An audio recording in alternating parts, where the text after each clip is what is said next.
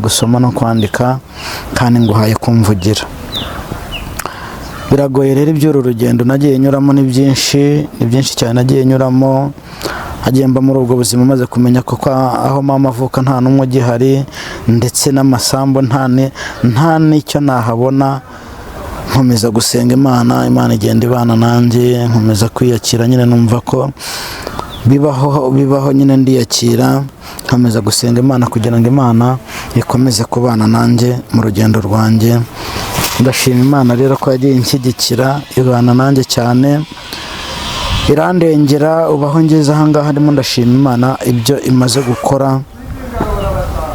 Ntabwo nari nzi ko ngiye ngomba gutunga telefone, sinenze ko ngomba gutunga telefone, sinenze ko ngomba kuba mu mujyi wa Kigali, ariko byose Imana ijya ibikora ikadushyigikira. Mboneraho no gushimira ni ukuri abantu bamfasha n'abamfashije, abandeze bose ndabashimira, ari abakiriho, hari ababakiriho batakiri hano hafi, ariko uzambona wese akibuka ko Yande Eric, njye witwa Mugabe Eric, Mugabe reka mvuge Mugabe kuko abenshi bo bazarimenya. Eric wenda ryaje nyuma maze kumenya ubwenge aho nabaterijwe. Abenshi abanyibuka bazanyibuka, kandi ndatekereza ko nubwo nakuze ariko mu gukura kwanjye hari ibimenyetso bigaragara bitatuma unyibagirwa ngo wibagirwe ko wangiriye neza. Abantu rero bandeze bose Imana ibaha umugisha, abambaye hafi muri uru rugendo Imana ibaha umugisha. Hari abagiye bangurira amagare nkanyonga, nubwo nanyongaga nkiri mutoya ntafite imbaraga, batanzi nkumva ari bwo agahinda kashira. Kuko muri famiye barambwiraga bati ihangane, mukase w'umuntu ntabwo biba byoroshye, bambwira ibya mukadata rero nkumva ndongeye ngakagahinda kangarutsemo, nkumva rero sinshaka kuhaba, sinshaka kuhaguma kugira ngo ibyo byose bitazajya bingarukamo. Kuko yanagiraga agahinda kenshi, narariraga nkumva umutima wanjye unjyanye kuri. Ntabwo rero ko bantariza si uko batabishakaga, kuko n'abana babo barigaga benshi baranarangije, nabaye executive mu mirenge n'iki. Ntabwo rero ko batigeze nanjye batekereza kuba banshyira mu ishuri ngo nige, ahubwo ni wowe utarabyiyumvaga. Ninjye utarabyumvishemo kuba muri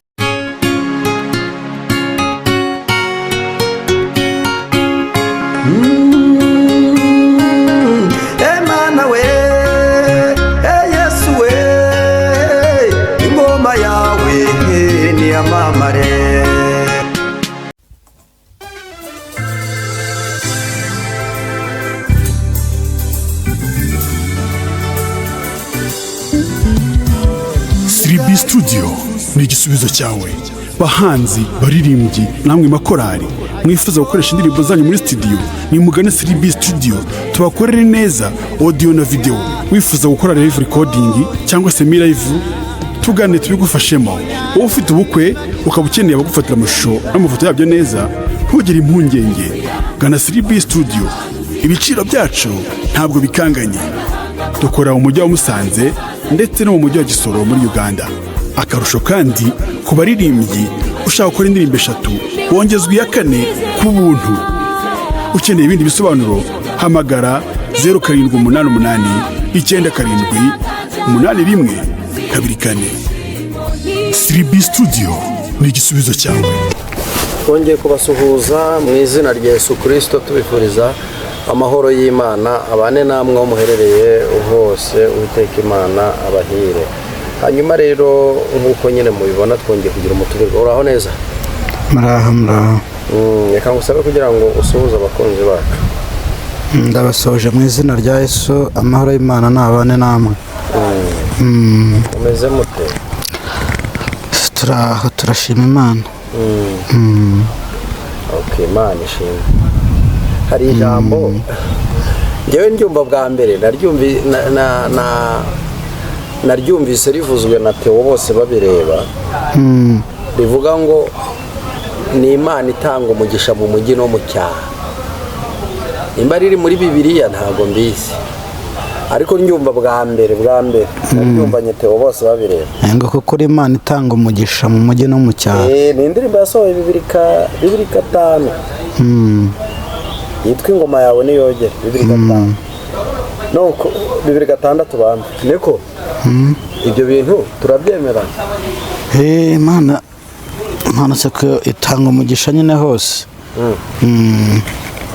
none se ko hari abantu bajya bavuga ngo turindirire Imana mu murwa, urumva ubundi uwo murwa njya nibaza bisobanura iki ibi bintu, nuwuhe murwa, ngo ni ukuyirindirira mu murwa. kumva umuntu aravuze ngo agomba kuyirindirira mu murwa, ngo wamubaza se uwo murwa nuwuhe, yenda ugasanga ni umujyi runaka arimo, umujyi wa Huye se, umujyi wa Musanze se, umujyi wa Kigali se, mbega iyi mijyi ikomeye ahangaha muri iki gihugu, kumva ngo nzayirindirira mu murwa. ariko ubundi umurwa Bibiliya cyangwa umurwa Bibiliya yashatse kutubwira ubundi ni uwo. Ntago mbizi kuko ntago nzi Bibiliya cyane, nta nubwo nzi ngo biba muri Bibiliya, ariko nuko nanjye ko mbyumva buri wese usanga avuga ngo nzaguma mu murwa cyane. Hari n'umuntu muhura ukumva mbese ntabwo wamubwira gusubira iyo avuka, bati nzaguma inahangaha, Imana nzayitegereza ahangaha, Imana yavuze ko neza izadusanga mu murwa.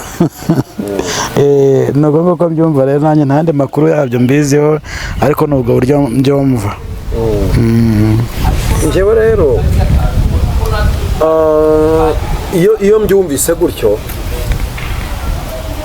ngahita mbisanisha n'ubuzima umuntu wemera Imana cyangwa se umuntu ukorera Imana ubuzima bamo. Njyewe ntabwo nemeranya n'abavuga ko ari umurwa wubakishijwe amaboko y'abantu. Njyewe mba numva hari umugabo wavuze ngo mpagarika ku munara wawe, aho undeba ukamenya, aho undeba ukanyishimira. Iyo ndebye rero usanga uwo murwa ari umurwa w'agakiza. Njye niko mbyumva, yenda abakunzi bacu bazajya muri komantere batubwire. Njye numva ari umurwa w'agakiza, kuba umuntu yaba ari mu gakiza yanga icyaha n'igisa nacyo, yarakiriye Yesu Kristo nk'umwami n'umukiza mu bugingo bwe, yera imbuto z'abihanye. Njyewe numva ari wo murwa abantu bakwiye gushakisha. Kuko n'ubundi rega njya nkunda no kubibwira abantu, mbere yo gushaka ibintu banza ushake nyiri ibintu, ubitanga. Ariko si Imana irabitanga. Njyewe ntabwo ibi bintu ndabimenya neza, sibyo? Yenda abakunzi bacu bihangane iki kintu tukivugeho gatoya. Haciye igihe kirekire mbona abantu basenga, cyangwa se nanjye nabonye uwo mwanya nkajya gusenga, nkumva abantu barasezeranya abantu ibintu. Impamvu mvuze ngo abantu ni uko rimwe na rimwe udapfa kumenya ko ari Imana iri kuvuga. Ukumva umuntu aravuze ngo Imana izaguha ibi, izaguha ibi. Rimwe na rimwe ukabona umuntu aratabarutse, bya bintu atabibonye. Ukibaza ngo izi mvugo zanyu mwebwe abahanuzi, abakozi b'Imana, aho nta buryo muvuga ibintu bifite ikindi bisobanuye mu buryo bw'umwuka, twe tukabitwara mu mubiri. Yenda umuntu akaba yabwirwa inzu nziza agafata ayibonye. Yenda umuntu akaba yabwirwa kubyara agafata abyaye. Ihangane gato ubwo urabimbwiye mpita nibuka. Abantu muri iyi minsi turashaka kubwirwa ibyiza gusa. Hari umuntu ntashatse kuvuga kuko ntabwo mukomeretsa. Twigeze dusengana muri kuriya kwezi kwa gatandatu gushyira kwa karindwi, turasengana. Uwo mubyeyi namubwiye ariko hari ibintu mbonye kandi bibi. Ati mbwira nta kibazo, ari kumwe n'umwana we w'umukobwa. Nabwo ntuzi ko mbonye umugabo wawe apfa. Mbonye apfa pe. umwana w'umukobwa yitera hejuru antera amabuye ati have atapfa se yicwa n'iki ati ntabwo agomba gupfa. Ariko ejo bundi yarapfuye. Ntabwo mbivugiye ko ari byiza, ariko niba tubwiwe ikintu tukakivuga ari Imana ikivuze, ubwo ndavuga ku bahanuzi, Imana ikatubwira ngo tuvuge iki kintu, tugomba kubivuga ariko abantu bagasenga. Yaba ari wa wundi wabibwiye nanjye ndi wawe? Yarapfuye ejo bundi. Oya se. Yarapfuye ejo bundi, gusa uwo mubyeyi yihangane, ntago mbimwibukije kuko ndumva nta gihe gishize bamushyinguye, numva baramushyinguye ejo nibwo bamushyinguye. Ntago rero tuba tuvuga ko kuba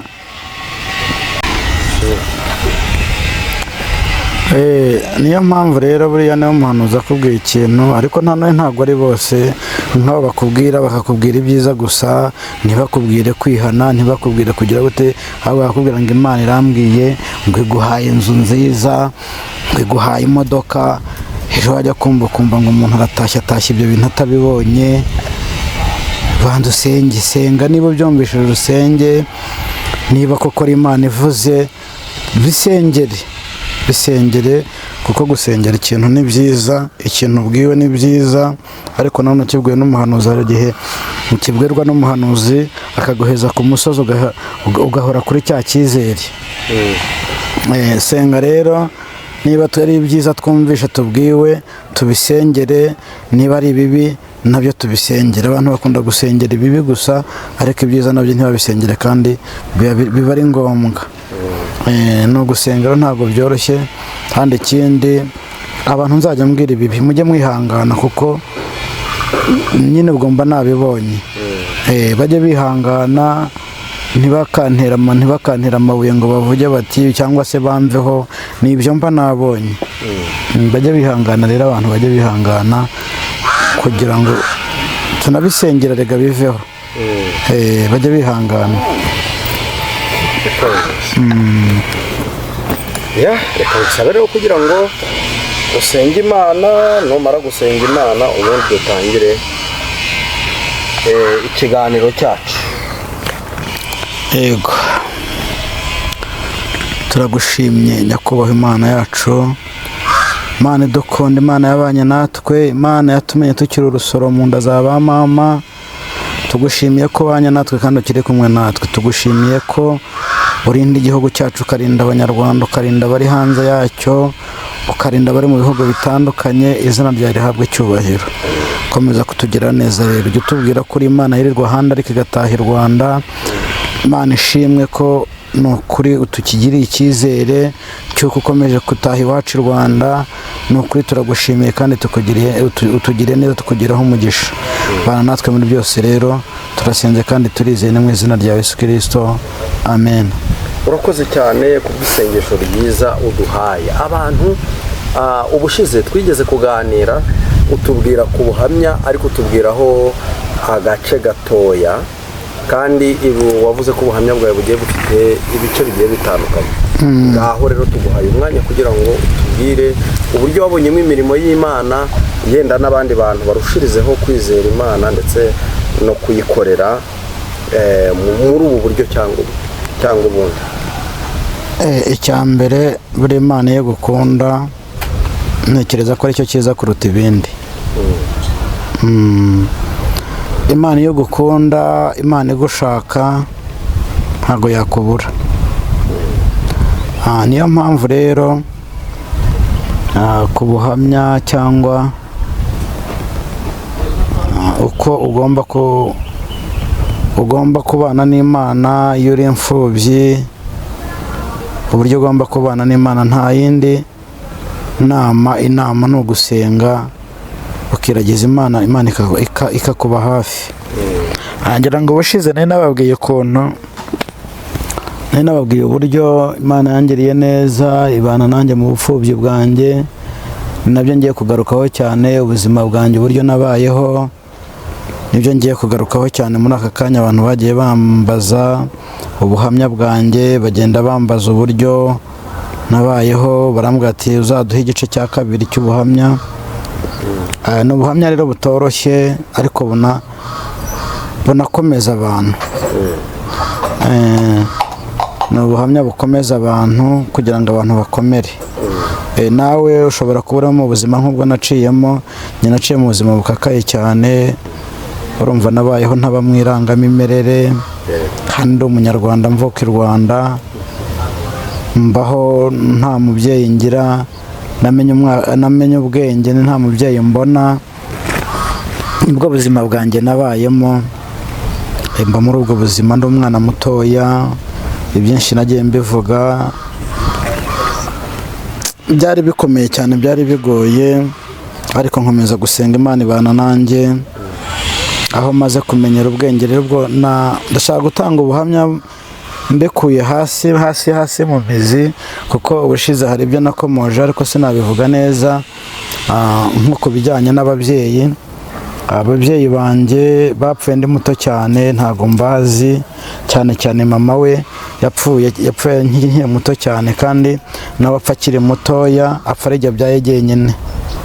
Ntago rero nari nzi, bambwiraga aho avuka gusa. Aho mariye kumenya ubwenge bambwiraga aho avuka, nza kujyayo rero. Ni ubuhamya abanzi baranzi. Ndumva 2006 niba atari na 7 nibwo nari maze kumenya ubwenge, nyine maze kumva ko nashakisha umuryango w'iwabo wa mama. Nkumva ko nagira mama wacu, nkumva ko nagira barumuna banjye umwa mama wacu, cyangwa bakuru banjye, cyangwa se ba marume. Nkumva mbese mfite ishyaka ryo kumenya abo bantu wese barahari ntibahari. Maze kumenya ubwenge rero nibwo nagiye. Mama ubundi avuka ahantu bita Imwurire, Imwurire ya Rwamagana, hariya hafi n'urwibutso rwa Mwurire, aho bita mu Kigarama. Nagiyeyo rero maze kumenya ubwenge, njyana n'undi mwana umwe wari umperekeje icyo gihe, tugenda dushakisha. Nyine ndagenda ngerayo, nkagenda nagera ku rugo rw'abantu, nkicara nkabaganiriza, abakecuru bakuze cyangwa abasaza, nkabaganiriza nkababaza bati batuba ntago tumuzi. Nkagenda nkava ku rundi nkajya ku rundi, nkagenda mbaririza. Naje rero kugera ku mukecuru wari ukuze cyane, wari ukuze ariko utabasha kugira ikintu akora. Ndamubaza, muha imyirondoro, kuko imyirondoro narayimenye y'aho mama yavukaga, ise na nyina yose ndayimuha. Arambwira ati aba bantu ndabazi. Ati ndabazi. Ati ndetse ati mbese ni wowe? Ni njyewe. Ati ni wowe mwana wa Musengimana? Mama yitwaga Musengimana Edisa. Ati ni wowe mwana wa Musengimana? Ni njyewe. Ati Imana ishimwe cyane rwose, tubarakuze. Ati nigeze kujya nkutekerezaho, ariko nkumva ko utakibaho. Nambwira ndahari rero, n'Imana yangiriye neza, ndahari. Niyo mpamvu nanjye naje gushaka iwabo wa mama. Arambwira ati rero, ariko wihangana ukomere. Nta kibazo, ndakomera. Arambwira ati mama, ati kuvaho mama wapfiriye, ati ndabizi apfa, ati anashyingurwa yashyinguwe n'ahangaha ndabizi. Nanjye nari mpari icyo gihe, hari akana gato cyane baguterura, bari baguteruye. Ati ntago rero wari bubamenye. Arambwira byose. Arambwira ati ariko icyo nkubwira ugomba kwihanganira ni iki ngiki. Ati mama wawe, ambwira byinshi. Ambwira mama ko yapfuye azize ishyari ryo mu muryango, ishyari ry'abaturanyi.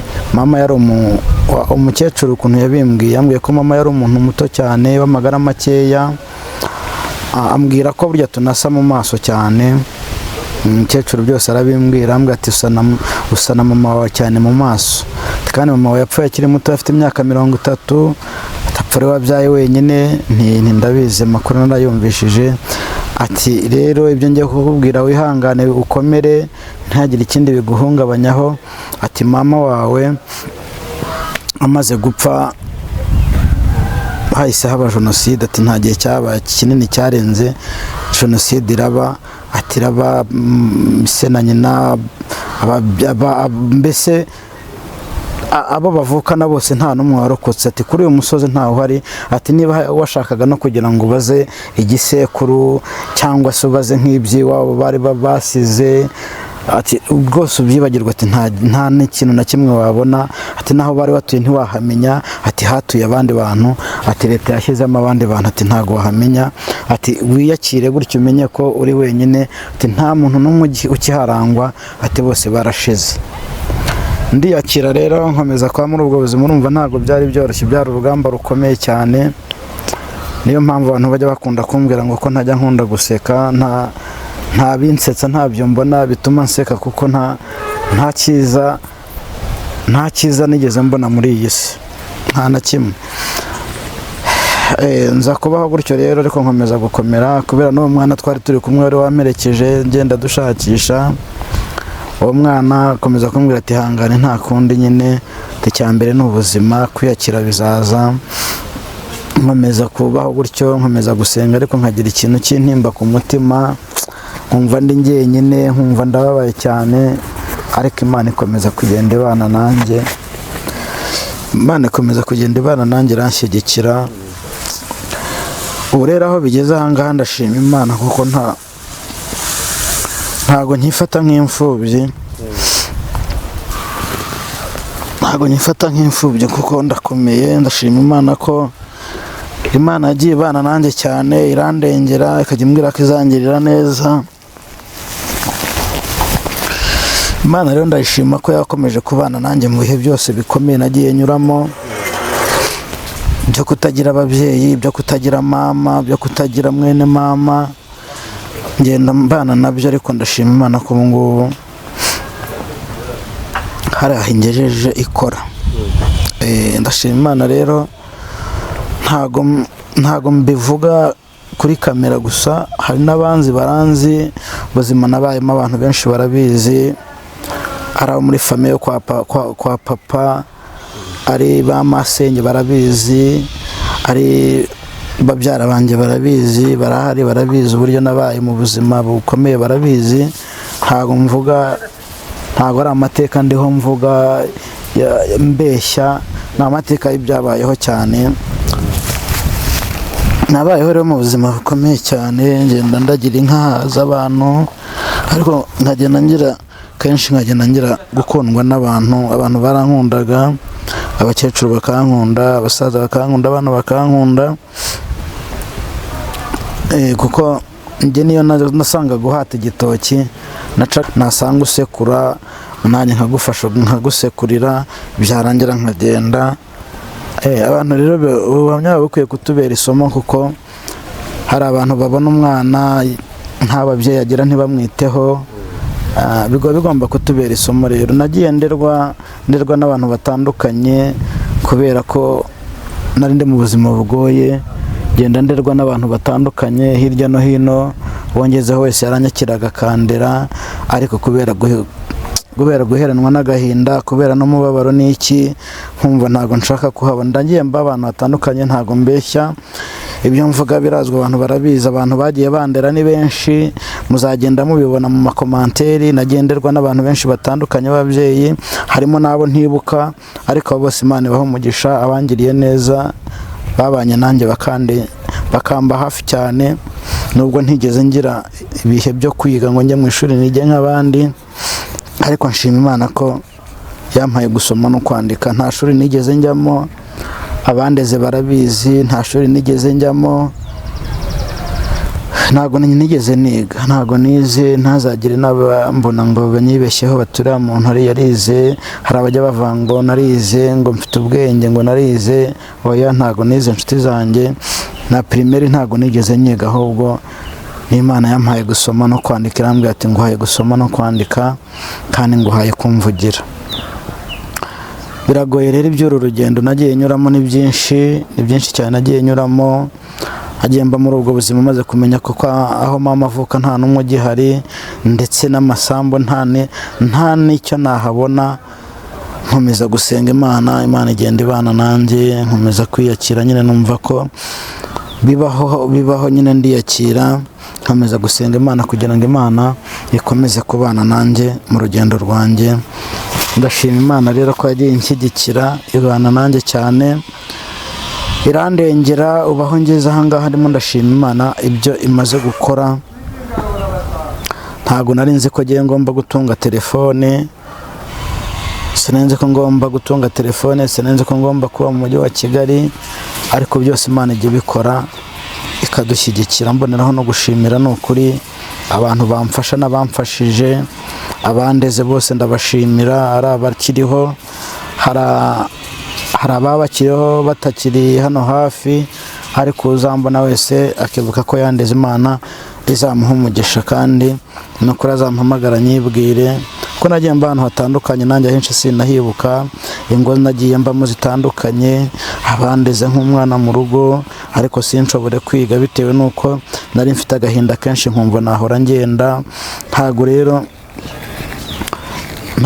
ntago abenshi mbibuka, na benshi simbibuka, abenshi ntago mbibuka, ariko uzareba ubuhamya akanyibuka akavuga ati narakureze. Ni njyewe witwa Mugabe Eric, Mugabe, reka mvuge Mugabe kuko abenshi bo bazarimenya. Eric wenda ryaje nyuma maze kumenya ubwenge aho n'abatirijwe. Abenshi abanyibuka bazanyibuka, kandi ndatekereza ko nubwo nakuze ariko mu gukura kwanjye hari ibimenyetso bigaragara bitatuma unyibagirwa ngo wibagirwe ko wangiriye neza. Abantu rero bandeze bose Imana ibaha umugisha, abambaye hafi muri uru rugendo Imana ibaha umugisha. Hari abagiye bangurira amagare nkanyonga, nubwo nanyongaga nkiri mutoya ntafite imbaraga, ariko abo nabo ndabashimira. Hari abagiye bandobesha moto nkazitwara, hari n'abagiye bazimpa ngo nzitware aribo bazinguriye. Abo na Imana ibaha umugisha kuko bambaye hafi muri urwo rugendo rwose, bambaye hafi babana nanjye, bakomeza kumba hafi muri byose, baranshyigikira kugira ngo mbone icyo kurya, kugira ngo mbone icyo aho kuba. Ndabashimira rero, ndabashimira cyane rwose. Imana ibaha umugisha, mwarakoze, mwambaye hafi. Ni ukuri Imana y'amahoro ijye bampera umugisha kandi bagirire neza. Ndabashimira cyane rero, mboneraho n'abandi bose abantu bakimfasha. Ntabwo ndageraho kudafashwa, ntabwo ndageraho, ariko nanone biterwa n'umfasha uwo ari we. Biterwa n'umfasha uwo ari we, ntabwo ubufasha bwose ariko ngomba kubwakira, nakira ikintu Imana inyemereye. Abambaye hafi rero, abandeze mwarakoze, ababanye nanjye mu buzima bwose bukakaye, Imana izabampera umugisha, ndetse n'abandi mwese mukigerageza kumfasha, Imana ibaha umugisha. Imana ibaha umugisha cyane. Ubuhamya bwanjye ni bwinshi, abantu benshi baranzi. Ariko ntaguciye mu ryo uvuga, nakwibaza ku muryango kwa papa wawe, niba ugira ba so wanyu.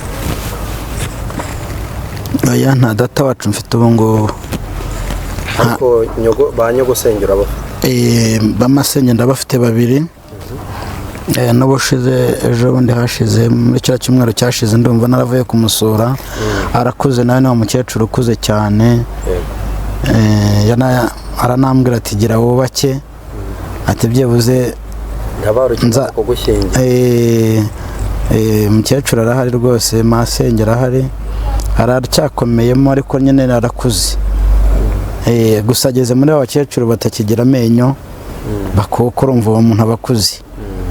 Nuko aba yarabayeho neza, naho ubundi arakuze. Nakwibaza nti kuki batigeze bagufasha nk'umwana wabo, bagushyire mu ishuri wige? Sinzi narindaho mbisobanura, sinzi niba utabyibuka, kubera umubabaro n'agahinda njye nagize maze kumenya ibyo byose, ko nta mubyeyi mfite, ntaki, barandeze rwose, barandeze, bakajya bashaka no kunshyira mu ishuri. ariko kubera ukuntu numvaga mfite umubabaro n'agahinda nkumva njye ikinyoroheye nuko nkumva ko mari intimba uko nagenda nkajya ahantu batari muri famiye batanze muri famiye yo kwa papa. Numvaga ntashaka cyane, numvaga nakigendera nkajya ahantu batanze nkumva ari agahinda kashira. Kuko muri famiye barambwiraga bati ihangane, mukase w'umuntu ntabwo biba byoroshye, bambwira ibya mukadata rero nkumva ndongeye ngakagahinda kangarutsemo, nkumva rero sinshaka kuhaba, sinshaka kuhaguma kugira ngo ibyo byose bitazajya bingarukamo, kuko yanagiraga agahinda kenshi narariraga nkumva umutima wanjye unjyanye kure. Ntabwo rero ko bantariza si uko batabishakaga, kuko n'abana babo barigaga benshi baranarangije, nabaye executive mu mirenge n'iki. Ntabwo rero uko batigeze nanjye batekereza kuba banshyira mu ishuri ngo nige, ahubwo ni wowe utarabyiyumvaga. Ninjye utarabyumvishemo kuba muri famiye yo kwa papa, kuko abamurambwiraga mukasuriya ihangane, nkumva n'ibintu binsubiza nyuma cyane. Nkumva rero icyaba cyiza nuko nabava uruhande nkagenda nkajya kurerwa ahandi, abantu bandeze. Niyo mpamvu navuze ngo Imana ibahe umugisha, barakoze cyane. Turaza gusimbuka tugere ku nkomoko y'agakiza kawe. Agakiza kanjye bushize nabivuzeho. Ese oya wabivuzeho nibyo, ariko hari icyo nshaka kukubaza. Ese kakomotse muri zango wabayemo, cyangwa wiyumvise, cyangwa wavukiye mu umuryango wawe n'ubundi wari usanzwe ufite agakiza, akaba ari ibintu wavukiyemo? Urumva navutse nta ubundi wacu bara Protestani, Anglikani, kugira ngo abantu babyumve neza, barabangirikani. Rero urumva namenye ubwenge, papa ntawe uhari na mama ntawe uhari, mbese no kubera kubabazwa mu rugo kugira gute, numvaga no gusenga ntago nari mbizi. Ndikumva nari nkiri mutoya, navuye mu muryango nkiri mutoya, nkiri muto kubera guhangayika n'ibibazo n'iki. Amenya ati wiyakire gutyo, umenye ko uri wenyine, ati nta muntu n'umwe ukiharangwa, ati bose barashize. Ndiyakira rero nkomeza kwa muri ubwo buzima. Urumva ntago byari byoroshye, byari urugamba rukomeye cyane. Niyo mpamvu abantu bajya bakunda kumbwira ngo ko ntajya nkunda guseka, nta binsetsa, ntabyo mbona bituma nseka, kuko nta cyiza nigeze mbona muri iyi si, nta na kimwe. Nza kubaho gutyo rero, ariko nkomeza gukomera kubera n'uwo mwana twari turi kumwe wari wamerekeje ngenda dushakisha. Uwo mwana akomeza kumbwira ati hangane nta kundi nyine, icyambere ni ubuzima, kwiyakira bizaza. Nkomeza kubaho gutyo, nkomeza gusenga, ariko nkagira ikintu cy'intimba ku mutima, nkumva ndi njyenyine, nkumva ndababaye cyane. Ariko Imana ikomeza kugenda ibana nanjye, iranshyigikira. Ubu rero aho bigeze aha ngaha ndashima Imana, kuko ntago nkifata nk'imfubyi, kuko ndakomeye. Ndashima Imana ko Imana yagiye ibana nanjye cyane, irandengera, ikajya imbwira ko izangirira neza. Imana rero ndayishima ko yakomeje kubana nanjye mu bihe byose bikomeye nagiye nyuramo, byo kutagira ababyeyi, byo kutagira mama, byo kutagira mwene mama, ngenda mbana nabyo. Ariko ndashima Imana ko ubu ngubu hari aho ingejeje ikora. Ndashima Imana rero, ntago mbivuga kuri kamera gusa, hari n'abanzi baranzi ubuzima nabayemo, abantu benshi barabizi. Ari abo muri famiye kwa papa, ari ba masenge barabizi, ari babyara banjye barabizi, barahari barabizi uburyo nabaye mu buzima bukomeye, barabizi. Ntago ari amateka ndiho mvuga mbeshya, ni amateka y'ibyabayeho cyane. Nabayeho rero mu buzima bukomeye cyane, ngenda ndagira inka z'abantu, ariko nkagenda ngira gukundwa n'abantu. Abantu barankundaga, abakecuru bakankunda, abasaza bakankunda, abana bakankunda, kuko njye niyo nasanga guhata igitoki nasanga usekura nanjye nkagufasha nkagusekurira byarangira nkagenda. Abantu rero ubuhamya bukwiye kutubera isomo, kuko hari abantu babona umwana nta babyeyi agira ntibamwiteho. Bigomba kutubera isomo rero. Nagiye nderwa n'abantu batandukanye kubera ko nari ndi mu buzima bugoye, genda nderwa n'abantu batandukanye hirya no hino, wongezeho wese yaranyakiraga akandera, ariko kubera guheranwa n'agahinda, kubera n'umubabaro n'iki, nkumva ntago nshaka kuhaba. Ndagiye mba abantu batandukanye, ntago mbeshya, ibyo mvuga birazwi, abantu barabizi. Abantu bagiye bandera ni benshi, muzagenda mubibona mu makomanteri. Nagenderwa n'abantu benshi batandukanye b'ababyeyi, harimo n'abo ntibuka, ariko bose Imana ibaha umugisha. Abangiriye neza babanye nanjye bakamba hafi cyane, nubwo ntigeze ngira ibihe byo kwiga ngo njye mu ishuri nige nk'abandi, ariko nshima Imana ko yampaye gusoma no kwandika. Nta shuri nigeze njyamo, abandeze barabizi, nta shuri nigeze njyamo, ntago nigeze niga, ntago nize. Ntazagire n'abambona ngo banyibeshyeho baturiya muntu ari yarize. Hari abajya bavuga ngo narize, ngo mfite ubwenge, ngo narize.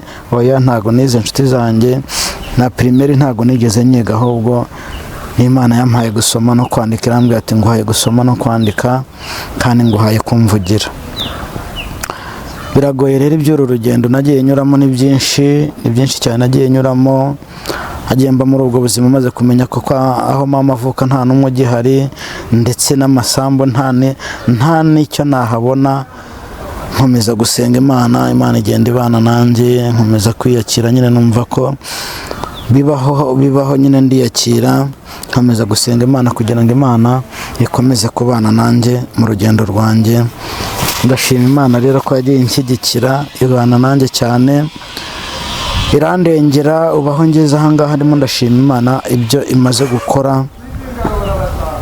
Ntago nari nzi ko ngiye ngomba gutunga telefone, sinenze ko ngomba gutunga telefone, sinenze ko ngomba kuba mu mujyi wa Kigali, ariko byose Imana ijya ibikora ikadushyigikira. Mboneraho no gushimira n'ukuri abantu bamfasha n'abamfashije, abandeze bose ndabashimira. Ari abakiriho, hari ababakiriho batakiri hano hafi, ariko uzambona wese akibuka ko yandeze, Imana izamuha umugisha, kandi n'ukuri azampamagara nyibwire ko nagiye mba ahantu hatandukanye. Nanjye ahenshi sinahibuka, ingo nagiye mbamo zitandukanye, abandeze nk'umwana mu rugo, ariko sinshobore kwiga bitewe n'uko nari mfite agahinda kenshi, nkumva nahora ngenda. Ntago rero ntago abenshi mbibuka, na benshi simbibuka, abenshi ntago mbibuka, ariko uzareba ubuhamya akanyibuka akavuga ati narakureze. Ni njyewe witwa Mugabe Eric, Mugabe.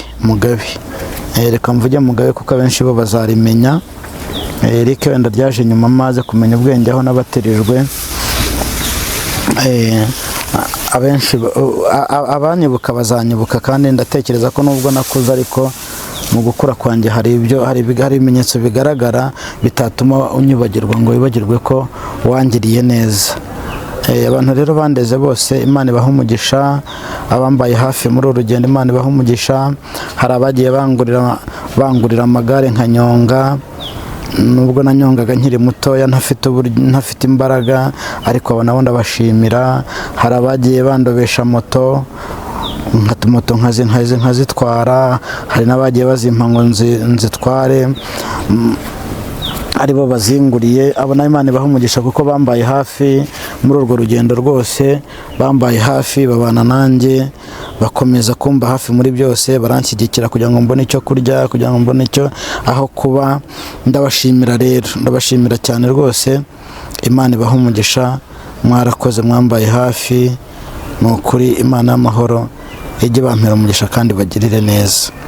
Ndabashimira cyane rero, mboneraho n'abandi bose abantu bakimfasha. Ntabwo ndageraho ko dafashwa, ntabwo ndageraho, ariko nanone biterwa n'umfasha uwo ari we. Biterwa n'umfasha uwo ari we. Ntabwo ubufasha bwose, ariko ariko ngomba kubwakira nakira ikintu Imana inyemereye.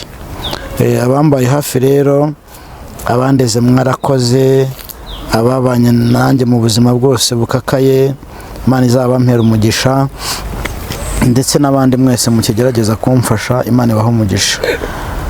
Imana ibaha umugisha cyane. Ubuhamya bwanjye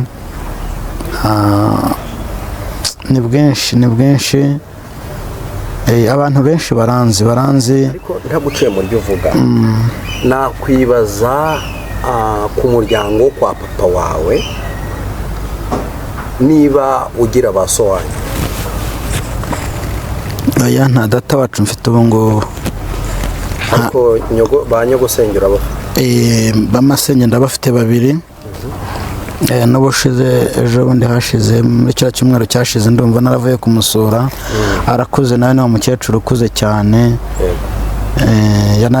Aranambwira ati gira wubake, ati byibuze ntabarukiza kugushyingira. Umukecuru arahari rwose, masenge arahari, aracyakomeyemo, ariko nyine arakuze. Gusa ageze muri abakecuru batakigira amenyo, bakuko urumva uwo muntu abakuze. Nuko aba yarabayeho neza, naho ubundi arakuze. Nakwibaza nti kuki batigeze bagufasha nk'umwana wabo, bagushyire mu ishuri wige? Sinzi narindaho mbisobanura, sinzi niba utabyibuka, kubera umubabaro n'agahinda njye nagize maze kumenya ibyo byose, ko nta mubyeyi mfite, ntaki, barandeze rwose, barandeze, bakajya bashaka no kunshyira mu ishuri, ariko kubera ukuntu numvaga mfite umubabaro n'agahinda, nkumva njye ikinyoroheye nuko nkumva ko mari intimba, ariko nagenda nkajya ahantu batari muri famiye, batanze muri famiye yo kwa papa. Numvaga ntashaka cyane, numvaga nakigendera nkajya ahantu batanze, nkumva aribwo agahinda kashira. Kuko muri famiye barambwiraga bati ihangane, mukase w'umuntu ntabwo biba byoroshye, bambwira ibya mukadata, rero nkumva ndongeye kagahinda kangarutsemo, nkumva rero sinshaka kuhaba, sinshaka kuhaguma kugira ngo ibyo byose bitazajya bingarukamo, kuko yanagiraga agahinda kenshi, narariraga nkumva umutima wanjye unjyanye kure. Ntabwo rero ko bantariza si uko batabishakaga, kuko n'abana babo barigaga, benshi baranarangije, nabaye executive mu mirenge n'iki. Ntabwo rero ko batigeze nanjye batekereza kuba banshyira mu ishuri ngo nige, ahubwo ni wowe utarabyiyumvaga. Ninjye utarabyumvishemo kuba muri famiye yo kwa papa, kuko abamurambwiraga mukasuriya ihangane, nkumva ni ibintu binsubiza inyuma cyane. Nkumva rero icyaba cyiza nuko nabava uruhande nkagenda nkajya kurerwa ahandi, abantu bandeze. Niyo mpamvu navuze ngo Imana ibahe umugisha, barakoze cyane. Turaza gusimbuka tugere ku nkomoko y'agakiza kawe. Agakiza kanjye bushize nabivuzeho. Ese oya, wabivuzeho nibyo, ariko hari icyo nshaka kukubaza. Ese kakomotse muri zango wabayemo, cyangwa wiyumvise, cyangwa wavukiye mu umuryango wawe n'ubundi wari usanzwe ufite agakiza, akaba ari ibintu wavukiyemo? Urumva navutse, nta ubundi wacu bara Protestani, Anglikani, kugira ngo abantu babyumve neza, barabangirikani. Rero urumva namenye ubwenge, papa ntawe uhari na mama ntawe uhari, mbese no kubera kubabazwa mu rugo, kugira gute, numvaga no gusenga ntago nari mbizi, ndi kurumva nari nkiri mutoya, navuye mu muryango nkiri muto kubera guhangayika n'ibibazo n'iki. Ntago rero iby'agakiza kari gahabwa agakiza, nagiye nkakura ahandi aho bagiye bandera, cyane cyane nk'abantu bankurikiye b'iwacu mu murenge w'iwacu, hari ahantu bita Ikaduha, ahantu bita Kaduha Gishike, muri Gishike. Hari ahantu nabaye ku mupapa wanderaga n'umumama, ariko bose barapfuye nabo nyuma baje gupfa. Abo rero nabo barandeze, aho rero naho nagiye nkura imbaraga nyinshi cyane zo gusenga, Imana ikananyereka ko iri kumwe nanjye. Uzi ko nigeze gukizwa, nagera aho ngaho nkumva mbese mpfuye nakigira mu ijoro kandi nari umwana mutoya rwose ariko umaze guca ubwenge numva mpfuye nibwo najya nkabura na mama nkaburira na mama nkahora mbwira Imana nti Mana wazaretse nanjye nkipfira nkisangira mama nkamubona kugira ngo nkomeze kubabazwa muri iyi si. Ntabwo byakunze nk'uko nabyifuzaga, ahubwo Imana yarambwiraga ati nzakugira umuntu ukomeye kandi uzamvugira. Nkajya numva ijwi, ntabwo nshaka kugaruka muri message natanze ubushize, ubuhamya natanze, nkumva ijwi rikajya rimbwira ngo nzakugirira neza mwana wanjye, nzakugira umuntu ukomeye. Ndacyakomeje rero mu rugendo rukomeye, mu rugendo rw'ibigeragezo. Hari n'abandi bajya bambaza ngo ari kugira, bajya bambaza ngo mfite abana. Nicyo kibazo nari ngiye kugeraho. Ngo mfite abana, ngo ko nta mugore ngira, ngo kandi ngo abantu bakumva ngo mfite abana, ahubwo nimukomeze mubampe rwose. Abana se umugisha, abana ni beza, abana ni beza, kandi imyaka mfite se ntago nigeze ngeraho aho Satani atageze imyambi. Umwana we ndamufite, ushobora kuba ubyumva uri umukobwa. Umwana umwe cyangwa ni abana benshi? Ababishyira mu bwinshi simbizi, ariko gusa umwana arahari. Ndamufite. Hari abashobora kumva rero wenda reka dutanga umucyo kuri iki kintu, kuko nimba dukizwa tugomba gukizwa tukagera ku musaraba, kandi nimba twaraciye mu nzira z'intege nke tugomba kugira ngo bigaragare ko twacitse uwo mwanzi Satani, nuko tuvuga n'intege nke zacu. Hari umuntu ugira umwana kuko yagize intege nkeya akagwa mu cyaha cy'ubusambanyi. Hari umuntu ugira umwana kuko yagize intege nkeya akagwa mu cyaha cy'ubusambanyi akabyara. Hari n'umuntu ugira umwana kuko yabanye n'umugore Satani, cyangwa se yenda bakaba babanye atari uwe, bikangombwa ko batandukana ariko bakaba bafite umwana. Uwo mwana wamubonye mu buhe buryo? Njyewe umwana namubonye rwose, ndumva ni na kera rwose, nka 2013.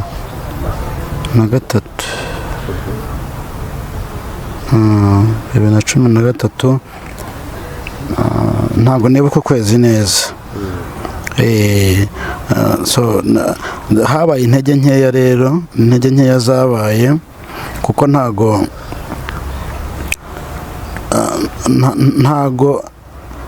turageraho Satani atageze imyambi. Byabaye intege nke zibaho, ariko nasabye Imana imbabazi kandi yarambabariye. Urumva ni kera mu rugendo rega, nakubwiye ngo Imana iyo gushaka ibigushaka kandi iyo gukunda ibigukunda, ntago wakitwara uko ushaka. Ntago turi abacu ngo twigenge rero. Imana rero yarambabariye. Imana imaze kumbabarira ikomeza kunshyigikira, arambwira ati nzakugirira neza. Imana rega ntago yanga icyaha, ahubwo yanga umunyabyaha. Imana ntiyanga umunyabyaha. Ntiyanga umunyabyaha, ahubwo yanga icyaha. Yanga icyaha. Nayisabye imbabazi rero, yarambabariye kuko urumva kiriya gihe n'igihe gikomeye, igihe cy'ubwadoresi urabyumva ntabwo biba byoroshye. Imana rero yarambabariye. Wamubonye kubwo gukubagana? N'ubwo buryo, ariko ntekereza ko Imana yambabariye. Naho rero abibaza bati se oya, nta soni ngira zo kuvuga ibyanjye, kuko gukizwa nicyo bivuga. Twagiye turimo tugana ku musozo. Uyu munsi wa none utunzwe n'iki? Ntiwize ngo ube waragiye gushaka akazi ahantu. Imirimo ukora igutunze mu buzima bwa buri munsi ni iyihe? Imirimo mfite ni ugusenga. Hari abantu nigeze kubwira nti njye umurimo wanjye ni ugusenga. Ambara ati se ukora iki, ni akahe kazi ugira? Njye namubwiye ko akazi mfite ari akazi keza, kuko no mu byifuzo bisaba akazi ntabwo njya mbitanga, kuko akazi ndagafite. Kandi ni akazi mfite, ni akazi ko gusenga. nicyo nahamagariwe. urasenga ukabona amafaranga yo kurya, ukabona yo kwambara cyane rwose. Izera neza ko nukomeza gusenga ukagira umuntu mu byumba kimwe uzabona inkwano, urizera ko uzabona inzu yawe ku giti cyawe yo kurongoreramo, urizera ko uzagira ubukwe bwiza kubwo gusenga. Ibyo bintu ukabyizera, ukaryama ugasinzira, ukizera ko mu gusenga kwawe hazava imibereho. Cyane buriya ahubwo ufite ibimenyetso bibihamya, n'umutima wawe ukaryama ugasinzira. Mfite ibimenyetso birenga kimwe yuko Imana izangirira neza. Ibimenyetso ndabifite rwose byinshi nanjye Imana irabinyereka, kuko kuba mbabwira ko akazi mfite ari ugusenga, kandi ni nako kazi gakomeye. Buriya akazi ko kubwira abantu ngo dusenge birakomeye, ni akazi gakomeye. Ushobora kwibaza ati se gusenga bibamo akazi gute, gusenga ubihuza n'akazi ute? Negeje mbabwira ukuntu natwaye moto mu buhamya bwanjye bwashize, Imana ikambwira ko idashaka ko ntwara moto. Mbwira ati ndashaka kunkorera. Hari abantu rero bajya babyumva, ubwo harimo bari buvuge bati abahanuzi b'iyi minsi cyangwa abanyamasengesho benshi ntibasenga, bahugiye mu gusenga gusa ntibakora, oya, ntabwo ari uko bimeze. Nushaka kubifata uko cyangwa ubyihorera n'ubundi ntacyo biri buntware, ariko gihe Imana yambwiye ko ngomba kuyivugira, nkavuga uko iteye, nkavuga ibyiza byayo, nkavuga iki, kandi ibimenyetso ndabifite by'ibyiza byo kwizangirira neza. Sibye n'iyo nzu n'imodoka nayo igiye kuza, kuko yarayimbwiye. Ni byinshi. Iyo nkwano nayo n'ubu niyo navuga ngo mbonye umukunzi nyirizina, mvuga ngo ndamubonye, ntabwo inkwano yabura. Ntabwo inkwano yabura, inkwano ntiyabura, ubukwe ntibwabura gutaha, nta kintu na kimwe Imana yanjye itankorera. Ndumva ari icyo ngicyo hari warumbajijeho.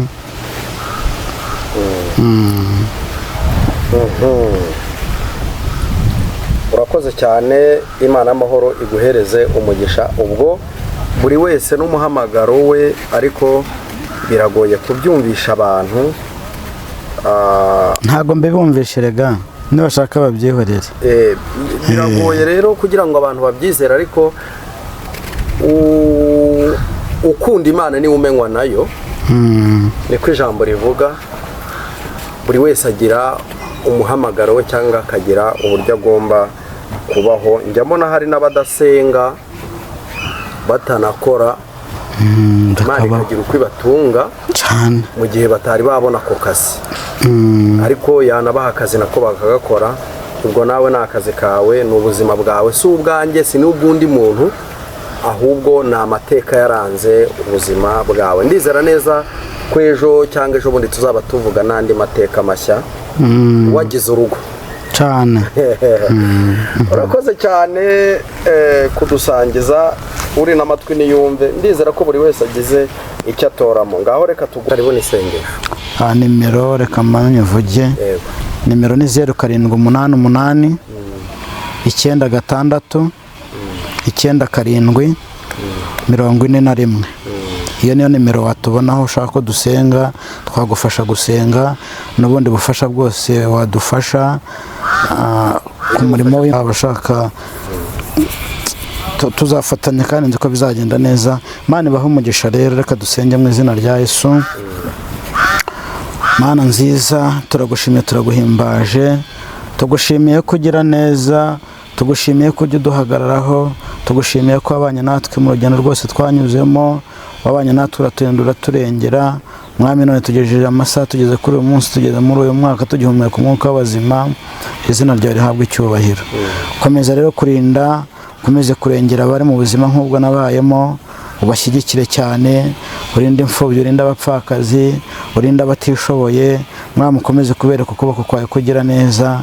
Nanjye mfite ikimenyetso kirenga kimwe cy'ibyo wankoreye byiza. Ndagushimiye rero kandi nkuragije n'abandi bose, ukomeze kubagira neza, kugiraho umugisha. Ndasenze kandi ndizeye ko ubikoze mu izina rya Yesu Kristo. Amen.